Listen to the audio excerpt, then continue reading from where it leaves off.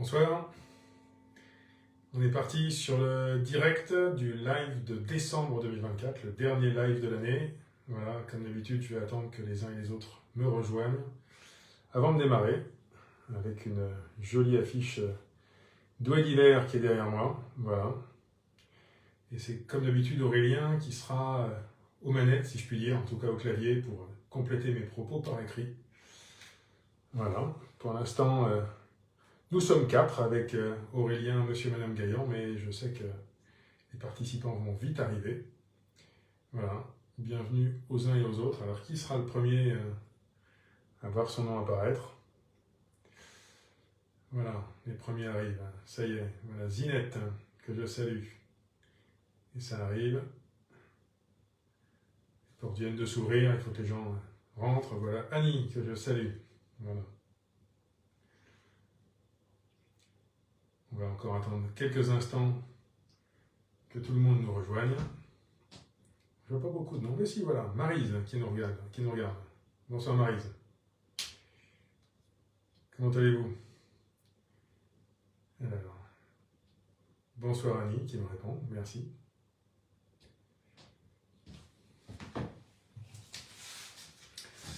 Myriam Vasseur, que je reconnais, voilà, qui est là également.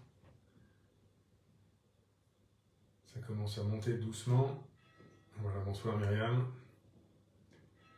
Bonsoir Virginie. Toujours quelques minutes, ça y est. L'heure sonne au Beffroi, ou Luciane qui nous rejoint également. Ça monte doucement. Adjam, bonsoir à vous. Véronique qui nous rejoint également. Pendant que 6 heures sonnent au Beffroi. Piotr, bonsoir à vous. On est une vingtaine, mais d'expérience, ça monte encore un peu après. Mariella. Maria, vous avez le même nom que moi. Je pense qu'on ne s'est jamais rencontrés. Voilà. Bonsoir Rennes. Bonsoir de nouveau Virginie. On approche de la trentaine, ça va être le bon moment pour démarrer, on ne va pas trop attendre quand même. Quelques sujets, même si je le redirai à la fin, il y aura un prochain live qui va arriver assez vite. Bonsoir à Julie d'ailleurs, bonsoir à Luciane de nouveau. Il y aura un prochain live le 2, je vous le dis tout de suite, le 2 janvier à 18h, un live de vœux. Donc il n'y aura pas beaucoup d'écart entre le live de décembre et le premier live de janvier. Bonsoir à Vicky et Bruno. Voilà. Bonsoir à Marina et Jonathan. Et on va commencer tranquillement, voilà, on était passé la trentaine et c'est pas mal, ça continue à monter. Un Facebook Live de décembre, donc évidemment très marqué par les actualités de Noël, c'est normal. Nous avons d'ailleurs distribué il y a quelques jours les colis de Noël à nos aînés, aux bénéficiaires du RSA. C'était des moments très sympathiques d'ailleurs, parce qu'en général on essaye de faire ça de manière assez conviviale, avec un petit quelque chose à voir, des animations musicales, etc. Je le signale d'ailleurs, si vous avez plus de 65 ans, vous connaissez quelqu'un de plus de 65 ans qui n'a pas reçu son colis, il est important de se signaler auprès du CCAS. Nous, on ne connaît pas forcément les personnes, on n'a pas de listing, donc il faut nous le dire. Vous avez plus de 65 ans, faites-nous signe. Donc si cette année vous ne l'avez pas eu, peut-être qu'il nous en reste quelques-uns d'ailleurs encore, si vous pouvez nous justifier que c'est votre âge, vous aurez un colis s'il en reste, et puis pour l'année prochaine, en tout cas, c'est important.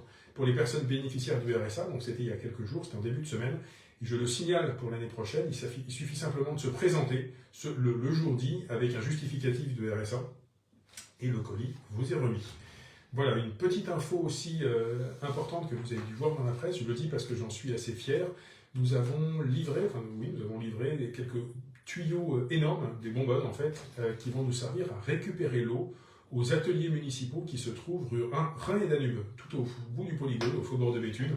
Et ça, c'est un beau chantier, très fortement financé par l'Agence de l'eau.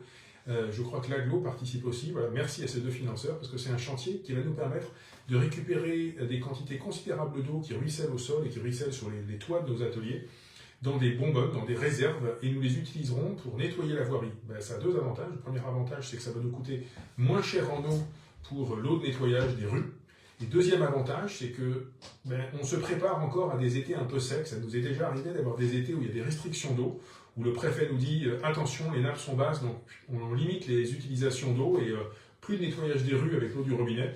Et bien nous, on pourra continuer à nettoyer les rues de Douai, même en été, même en arrêté sécheresse, quand nos bonbonnes seront remplies. Voilà, donc ça c'est un très beau chantier, c'est en cours.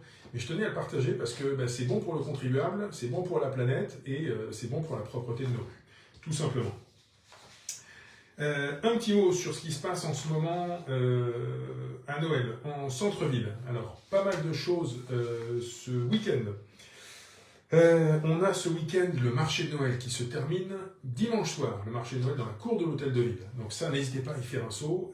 Et vous terminerez en fanfare dimanche soir avec la descente du Père Noël aux Place d'Armes sur l'hôtel du Dauphin, voilà, avec un magnifique vidéomapping. Il y a quelques images qui commencent à circuler du vidéomapping de l'an dernier. Donc ça, c'est le vidéomapping, c'est dimanche à partir de 18h, Place d'Armes. Voilà, pour terminer en fanfare le marché de Noël. Par contre, le village du Père Noël, qui est sur la place d'Armes, avec la grande roue, les stands de dégustation de produits chauds, etc., ça va rester jusqu'à la fin des vacances. Je reste sur ce week-end. Donc le marché de Noël de la cour de l'hôtel de ville se termine ce week-end. Il y a un autre marché de Noël ce week-end, qui est place de la convivialité au Faubourg de Béthune, organisé par le collectif des associations du Faubourg de Béthune. C'est toute l'après-midi, demain, samedi 14, au Faubourg de Béthune. Également ce week-end, beaucoup de choses. Ce week-end, le spectacle de fin d'année du FNCD sur le thème d'Alice au Pays des Merveilles. Le FNCD Natation Artistique, c'est ce samedi à 20h à la piscine des Glacis. Donc n'hésitez pas à y aller, il y a de la place, on peut s'asseoir, il y a des tribunes autour et c'est toujours un spectacle assez féerique. Ce samedi toujours, demain et après-demain d'ailleurs, le Kiwanis de Douai organise une braderie de jouets. Donc c'est l'occasion aussi de mettre des jouets sous le sapin sans mettre son budget en danger. Et puis c'est pour toutes les actions que le Kiwanis organise au fil de l'année aussi. Donc n'hésitez pas à y aller. Braderie de jouets ce week-end au Stade d'Anchin par le Kiwanis. Toujours ce week-end, l'association Demain Ensemble organise au Pavillon Roux une bourse de jouets et de vêtements, un peu sur le même principe que le Kiwanis d'ailleurs, de 10h à 18h au Pavillon Roux donc, et un loto pour les enfants dimanche à partir de 13h45. Voilà. Toujours ce dimanche, l'orchestre de Douai organise une journée culturelle en partenariat avec Douaisis Agglo-Tourisme. Donc il y a un concert autour de la trompette, a priori, ce dimanche, mais je n'ai pas l'horaire. Vous pouvez vous renseigner auprès de l'orchestre au 03 27 71 77 77. 03 27 71 77 77. Et puis ça doit être, je pense, dans le magazine Douai Notre Ville. On en redira un mot d'ailleurs du magazine Douai Notre Ville. Je poursuis avec les actualités des jours qui vont venir juste avant Noël. On a une dernière pièce de théâtre de l'année, c'est jeudi 19 à 20h30 au Théâtre de Douai, une comédie qui s'appelle Vidéo Club, avec Yvan Attal et Noémie Lvovsky. Et le même soir, jeudi 19, vous pourrez aussi bénéficier de la nocturne des commerçants, à voir peut-être juste avant d'aller au théâtre. Tous les commerçants de la rue de la Mairie seront ouverts jusqu'à 21h avec ambiance musicale, convivialité, etc. rue de la Mairie et rue des Ferronniers. Voilà, jeudi 19 décembre. Le 20, enfin, le dernier conseil municipal de l'année, ce sera à 18h à la maison de proximité Camille Guérin, au Faubourg de Béthune. Et puis, pendant les vacances, pas mal de choses resteront en place. Je l'ai dit, le village du Père Noël restera en place sur la place d'Armes, avec la grande roue, le dôme, avec toutes les animations sous le dôme, avec une programmation quotidienne d'animation pour les enfants. L'exposition d'automates en salle des fêtes continue aussi pendant toutes les vacances, en tout cas jusqu'au 29 décembre. Voilà, ça c'est jusqu'au 29 décembre, mais c'est déjà loin dans les vacances. On rouvre aussi, ça c'est important, la bibliothèque de centre-ville, la bibliothèque Cœur de Bélin, rouvre du 21 décembre au 4 janvier. Voilà, donc pendant toutes les vacances de Noël, la bibliothèque qui sera sur la rue de Bélin sera accessible aux enfants et aux familles. Puis nos autres bibliothèques restent également ouvertes. En revanche, attention, si vous voulez aller nager pendant les vacances, là par contre c'est le moment où nous faisons les vidanges annuelles. Donc la vidange de la piscine des Glacis, elle commence demain jusqu'au 12 janvier. Donc la piscine des Glacis ne va pas être ouverte pendant les vacances de Noël et même jusqu'à mi-janvier. Et la piscine Beau Soleil, ce sera un peu plus court, mais pendant la semaine, enfin les 2 semaines de vacances, du 22 décembre au 5 janvier, là aussi c'est fermé. Bien un moment où il faut qu'on fasse cette vidange, ce nettoyage, et ce sera pendant les vacances de Noël. J'ai vu un petit message passer sur quelqu'un qui me parlait des problèmes de sécurité en centre-ville. Ça, c'est des choses que avec vos élus, je prends au sérieux. C'est vrai qu'on a eu quelques sujets qui me préoccupent, quelques vols à l'arraché, un commerce qui a été fracturé, sur lequel d'ailleurs je veux remercier chaleureusement les services de la ville qui sont intervenus tout de suite pour sécuriser, aider la commerçante à sécuriser son commerce pour pouvoir reprendre son activité le plus vite possible. Une bonne nouvelle aussi, c'est que sur les vols à l'arraché, la police m'a fait part, et puis vous l'avez vu dans la presse, de l'arrestation d'une personne qui est probablement, alors sur ces sujets, je mets toujours des guillemets, mais probablement responsable d'au moins un vol à l'arraché. Pas impossible que ce soit plusieurs, c'est quelque chose que le procureur et ses services devront déterminer. Mais j'ai échangé ces derniers jours avec le commissaire de police, avec le sous-préfet. Je remercie d'ailleurs le sous-préfet et le directeur départemental des services de police qui ont accordé à la ville de Douai un renfort de police venant du département et qui vont venir îloter avec nos policiers locaux dans les rues de Douai. Nous îlotons toujours, il y a toujours une présence policière, hein, ça fait évidemment depuis toujours que nos policiers sont là, policiers municipaux, policiers nationaux, qui îlotent parfois d'ailleurs en commun dans les rues de Douai, mais j'ai demandé, et le commissaire a demandé du côté de ses effectifs, que nous renforcions les passages.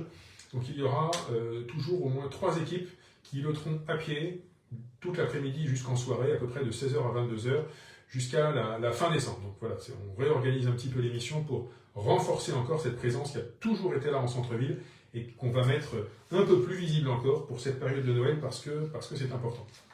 Je le signale d'ailleurs sur ces questions de sécurité. Nous avons recruté à la ville de Douai notre nouveau directeur de police municipale. Nous avions un directeur de police par intérim depuis quelques mois. Son successeur est arrivé, donc nous avons un nouveau directeur de police municipale qui prendra ses fonctions début 2025. Et puis, ce que j'avais annoncé, le fait que nous étendions les effectifs de la police municipale pour permettre encore plus d'îlotage, encore plus de présence, c'est en cours. Il y a, je crois, 6 à 8 recrutements qui sont en cours et 3 jeunes policiers déjà ont été recrutés. Ils sont en préavis pour l'instant, ils arriveront début 2025 et puis évidemment les recrutements se poursuivent jusqu'à ce qu'on arrive au taquet de ce que j'ai prévu. Voilà, donc ça c'est des bonnes nouvelles. Je sais aussi que les caméras mobiles, elles ne sont pas mobiles tous les jours, mais les caméras déplaçables que nous avons installées, nous avons obtenu l'autorisation par le préfet, sont en cours d'installation autour de la prison. C'était déjà dans ce premier secteur que nous avions choisi de les mettre. Et puis au fil des années, au fil des mois, des trimestres, disons, elles bougeront. On pourra les déplacer d'un quartier à l'autre. Encore une fois, pas tous les jours, pas toutes les semaines. Mais nous avons vocation à couvrir un peu plus la ville avec des caméras qu'on bouge en fonction des besoins. Là où la police et les riverains nous disent que le besoin s'en fait ressentir. Voilà.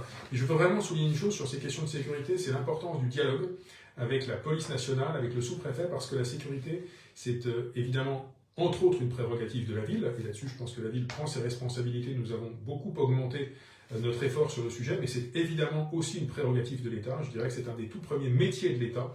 Donc c'est la demande que je fais en permanence au commissaire et au sous-préfet, mais qui l'entendent parfaitement, que l'État ne réduise pas son effort sur Douai, ne réduise pas sa présence sur Douai.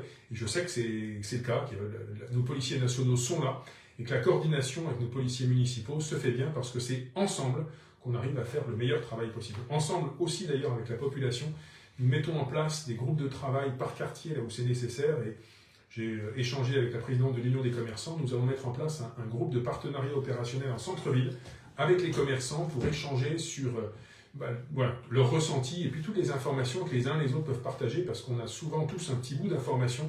Donc cette méthode qu'on utilise régulièrement, qu'on a utilisée dans pas mal de quartiers, nous allons l'utiliser ces prochaines semaines avec les commerçants. Dès la semaine prochaine, d'ailleurs, on va commencer avec les commerçants en centre-ville. Voilà. Pour terminer sur le centre-ville, signaler que d'ici Noël, il y a encore quelques animations qui ne sont pas à une date précise, mais qui se poursuivent. Le concours des vitrines de Noël, je parlais de l'Union des commerçants, elle continue. Vous pouvez déposer votre bulletin pour, je pense, voter pour la vitrine de votre choix jusqu'au 19 décembre. Nous avons également l'opération En avant Noël avec un tirage au sort tous les jours pour remporter un chèque cadeau de 50 €. Et puis, 3 super gagnants seront désignés par tirage au sort le 22 décembre pour gagner 100 à 300 € par mois, à dépenser à Douai bien sûr, pendant un an. Donc ça, c'est des très beaux lots. Et le tirage au sort est prévu le 22 décembre, place d'Arles. Voilà, ça c'est 2 belles animations de l'Union des commerçants et artisans de Douai. Il y en a une troisième d'ailleurs qui va arriver début janvier. En partenariat, la ville et l'Union des commerçants organisent le 4 janvier l'opération de l'or dans la galette avec 10 de nos pâtissiers douaisiens qui vont cacher des fèves spéciales dans leurs galettes 6 parts. Et si vous avez un peu de chance, vous pourrez remporter l'un des 25 louis d'or mis en jeu, sachant qu'un louis d'or vaut 230 €. Alors, ce n'est pas le louis d'or lui-même qui sera dans la galette, hein, c'est un bon pour récupérer votre louis d'or. En tout cas, vous pouvez connaître la liste des commerçants participants sur le site internet douai.fr. Je termine avec Noël pour signaler que, mais oui, à un moment donné, Noël se termine et le sapin commence au mois de janvier à être un peu décati. Vous aurez, comme chaque année, l'opération Recycler votre sapin, et ça, c'est dès Noël. Dès le 25 décembre et jusqu'au 21 janvier, il y aura 11 points de collecte à travers la ville pour déposer votre sapin. Place de Meaux, place de la Batellerie, rue de Marchienne, place de la Convivialité, parking de la République, place Carnot, place du Barlet, place Brossolette, rue Louis-Pollan, quai de Vigne et rue du Faubourg de Paris. J'ai parlé très vite, mais tout ça est sur le site internet douai.fr. Vous pourrez retrouver le point le plus proche de chez vous et vous pouvez déposer gratuitement votre sapin le jour où vous voulez le sortir de chez vous. Alors attention, pas de neige artificielle, pas de décoration de boule, vous enlevez tout ça, il faut que ce soit vraiment un sapin nature. Et vous venez le déposer sans sac, sans rien, dans les lieux prévus à cet effet. Puisqu'on arrive en janvier, une autre petite information sur le mois de janvier. Si vous êtes président d'association ou responsable associatif, les demandes de subvention sont à déposer pour le 9 janvier au plus tard. Mais vous pouvez le faire dès maintenant et je vous encourage à le faire dès maintenant.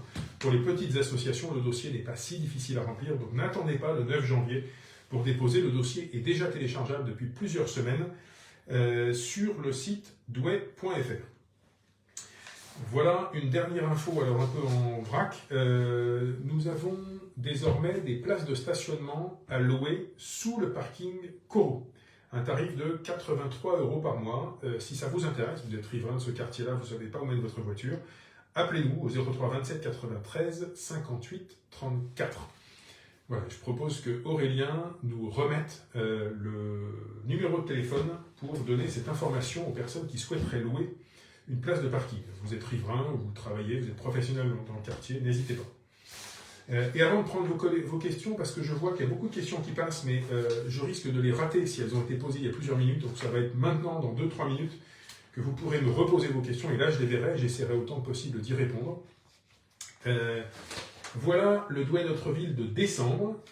Ça, c'est le dernier modèle d'un Douai Notre Ville, je dirais, à l'ancienne mode. Donc, vous découvrirez dans vos boîtes aux lettres un Douai Notre Ville complètement repensé. Nous avons même travaillé avec des lecteurs tests pour nous donner un avis sur la nouvelle maquette. Donc, elle va, je pense, être plus aérée, plus légère, plus facile à lire.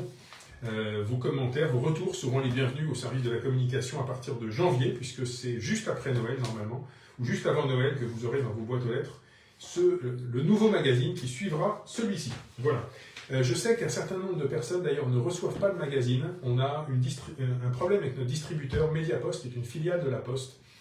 Mediapost a bien compris le problème. Nous les avons alertés à plusieurs reprises. Donc, pour l'instant, ce sont même les facteurs qui vont distribuer le magazine dans les prochaines semaines. Donc, je pense que pour le magazine de janvier, ça va aller.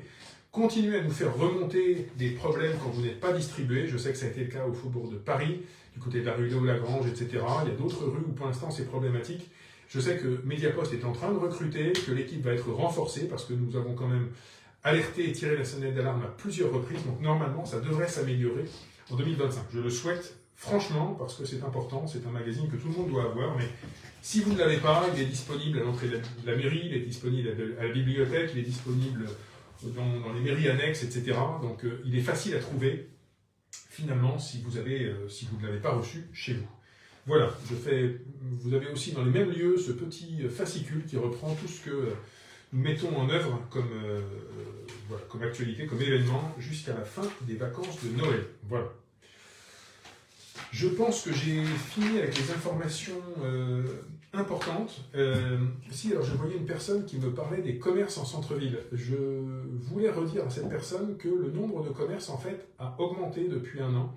On a plutôt tendance à avoir plus d'ouvertures que de fermetures, et ça va continuer. Il y a des ouvertures qui se préparent encore. Dans les commerces qui appartiennent à la ville, je proposerai au conseil municipal en janvier de mettre à neuf un certain nombre de locaux commerciaux en début d'année 2025 pour pouvoir installer de nouveaux commerces. Après ça, il y a des commerces qui ferment et des commerces qui ouvrent. En fait, c'est la vie normale d'un centre-ville. Ce qui est important, c'est la différence, le net.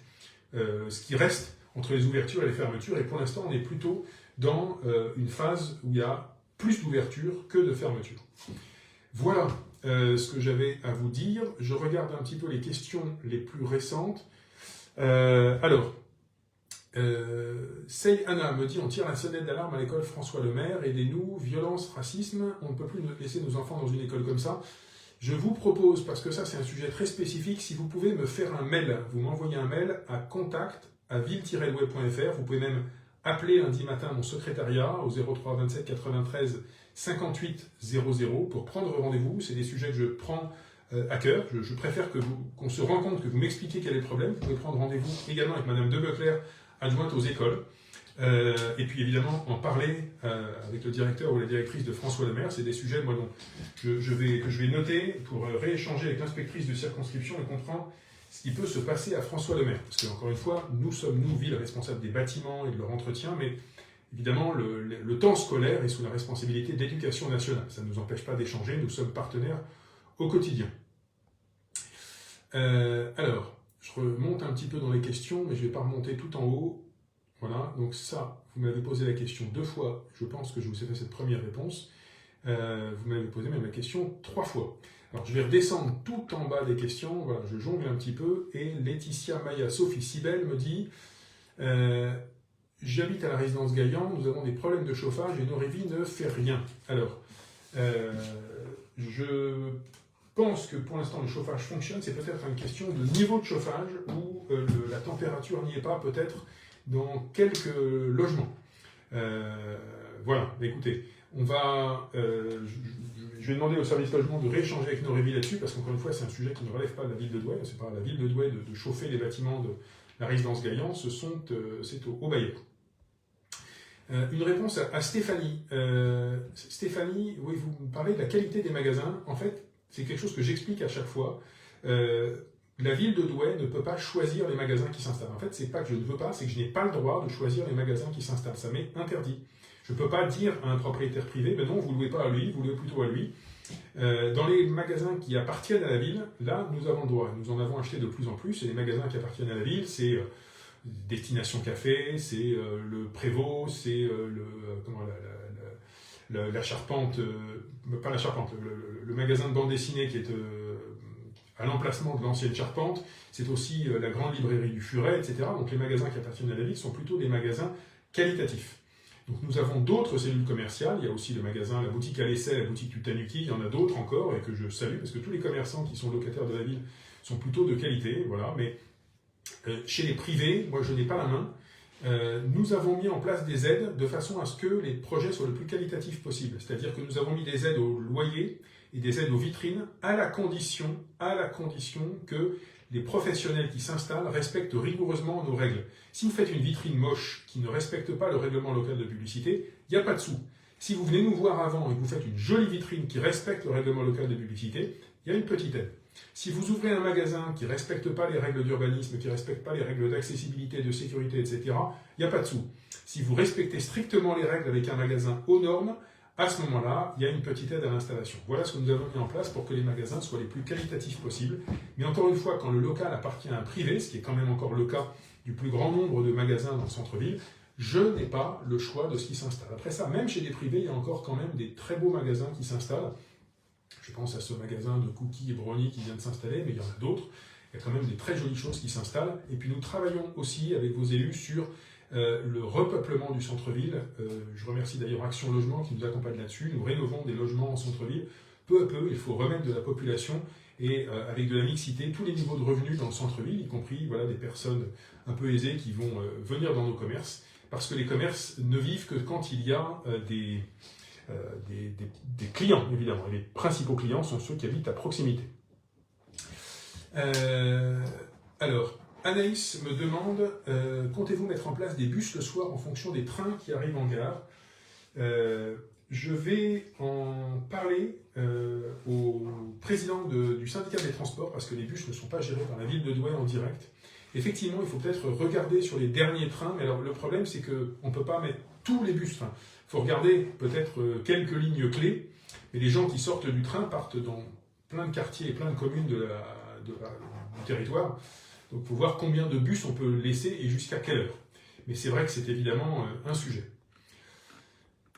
Alors, Julien me parle du passage Gaillan au cœur de Douai. Le passage Gaillan est un passage qui est pour l'instant privé. Voilà. Moi je sais qu'il y a un projet dont m'ont parlé les propriétaires d'ouvrir une supérette, de rouvrir une supérette dans ce passage, mais plus au fond. Dans le passage Gaillan, en fait, ce qu'on avait comme problème, c'est qu'il fallait gardienner les coursives, enfin les espaces communs de la galerie, et comme ce n'étaient pas des espaces publics, c'était les propriétaires de la galerie qui devaient gardienner, la police municipale n'avait pas le droit d'y aller, donc ça leur coûtait un peu cher. Donc s'ils remettent une supérette, ils vont la remettre en façade, et il y a des réflexions aussi sur le parking, que moi j'aimerais voir rouvert pour les riverains, pour les commerçants, c'est une de mes priorités en 2025, et pour les autres espaces à l'intérieur de la galerie sur lesquels j'ai des idées, dont je ne vais pas parler là maintenant, mais sur lesquels j'échange avec les propriétaires de la galerie. Aurélien me demande si j'ai des retours sur l'incendie de la résidence rue Saint-Nicolas. Oui, plus de peur que de mal, une personne un peu intoxiquée qui est partie à Dechy, mais aux dernières nouvelles, rien de très grave. 3 appartements où les personnes ne pourront pas forcément revenir tout de suite. Sur les autres appartements, a priori, les gens pourront réintégrer très rapidement si ça n'est pas déjà fait aujourd'hui. Et le bâtiment ne menace pas ruine, il ne tombera pas, la structure n'a pas été touchée. Voilà, donc plus de peur que de mal, mais c'est vrai que c'est un incendie qui était assez impressionnant. Merci d'ailleurs aux pompiers de leur réactivité et merci à la SIA d'avoir fait le nécessaire pour reloger ses locataires, puisque c'était la SIA le bailleur. Olivier me dit « Pourquoi devant la gare, ça sent toujours la drogue ?» Écoutez, il y a peut-être des gens qui fument des choses interdites devant la gare. Olivier, n'hésitez pas d'ailleurs à me remonter ou à remonter à la police l'information. Mais c'est un endroit que nous connaissons, où les services de sécurité de la SNCF, la police municipale et la police nationale circulent de manière régulière. Les gares sont souvent voilà, un lieu qui attire toutes sortes de populations. Des gens qui viennent là pour travailler, des gens qui viennent là pour voyager, et puis des gens qui viennent là parfois pour zoner ou autre chose, pour faire du commerce illicite. Donc toutes les informations sont les bienvenues, mais c'est un des sites sur lesquels, avec les différentes polices, nous avons l'œil de manière très attentive. Voilà. Voilà, Romuald me disait plus rien pour les jeunes. Alors, ça fait partie des réflexions que je peux avoir sur le Dauphin. Je pense que c'est beaucoup dire qu'il n'y a plus rien pour les jeunes, parce qu'il y a quand même pas mal de choses à Douai. Il y a le bowling, il y a le cinéma, il y a un certain nombre de bars qui tournent, qui vivent. On peut sans doute mettre encore autre chose. Puis en sortant un petit peu de Douai, il y a des choses aussi. Mais je pense que dans le centre-ville de Douai, un lieu de loisirs, ça peut être quelque chose de sympa. Il faut qu'on trouve la solution, qu'on trouve la martingale. Voilà. Rennes me dit demander un service comme TaxiTube, c'est un super service. Et je crois que ça, me semble-t-il, ça existe encore, ou alors peut-être qu'on a revu les lignes sur lesquelles c'est disponible, et là encore c'est un sujet à remonter au syndicat des transports. J'échangerai dessus avec Claude Ego, le président du syndicat des transports avec qui nous travaillons bien, puisque c'est avec le syndicat des transports que nous menons tous les projets de restauration de rue en ce moment. Donc la rue de Paris, il restait peut-être 2-3 chouïas début décembre, mais elle devait être finie avant Noël. Il y a la rue de Cambrai qui est en cours et qui, je crois, va être assez vite terminée début 2025. Et ensuite, on passera à la partie plus au sud pour voilà, permettre aux bus à haut niveau de service de passer.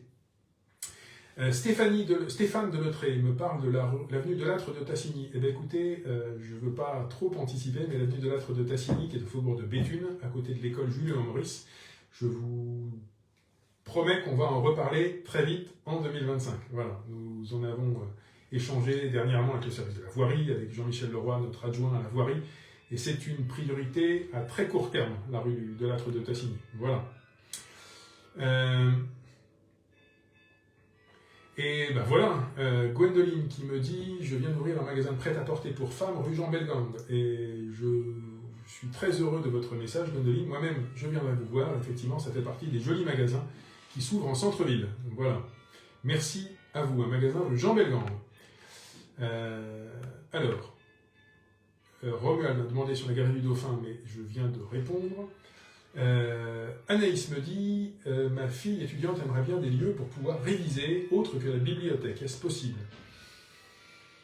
Écoutez, après ça, aller dans certains cafés un peu tranquilles, pourquoi pas. Je sais qu'il y a, mais c'est payant, il y a un espace de coworking en privé, en centre-ville, rue de Bélin.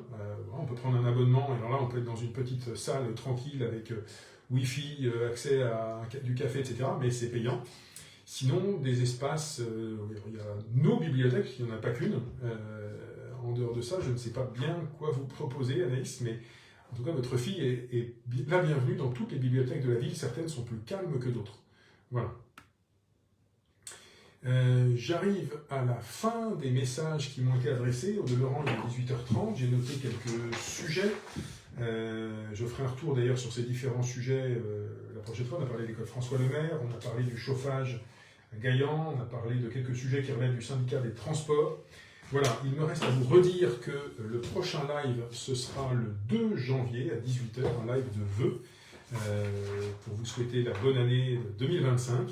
Merci en tout cas aux personnes qui ont suivi ce live. Voilà, Rennes parle du salon de thé à côté de Bimbin, un espace de travail super. On a plusieurs jolis salons de thé en centre-ville, il y a quelques beaux espaces quand même. Des petites boutiques très qualitatives, on peut aller s'asseoir, on boit quelque chose de chaud et on est bien. Voilà, Vida Unterwegs, de nouveau sur la route, je pense que c'est un surnom, qui me dit Herzliche Grüße aus Recklinghausen. Donc on a des amis de notre ville jumelée de Recklinghausen qui nous font signe. Voilà, eh bien écoutez, Frohe Weihnachten, bon Noël à nos amis de Recklinghausen.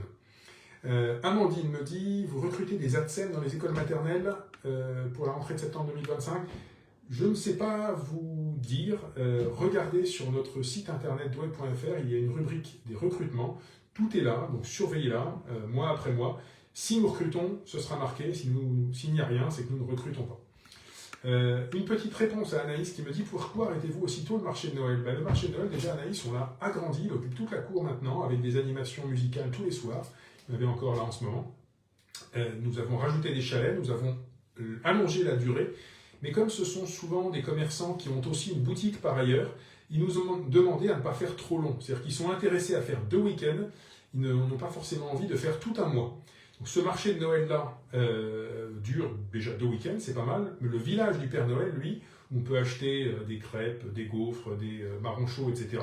Ça, c'est jusqu'à la fin des vacances. Donc on a en fait le village du Père Noël d'un côté, le marché de Noël de l'autre côté, et ça permet qu'ils ne soient pas sur les mêmes temporalités. Voilà, écoutez, je fais un petit peu de rame parce que Martine nous dit bonsoir du Var. Annie nous parle de l'éclairage la nuit. Pour l'instant, Annie qui va rester éteint, mais je vous promets une chose, Annie, c'est que nous sommes en train de travailler avec le directeur de la voirie et notre adjoint Jean-Michel Leroy pour faire une année record en termes de remplacement de lampes par des LED en 2025.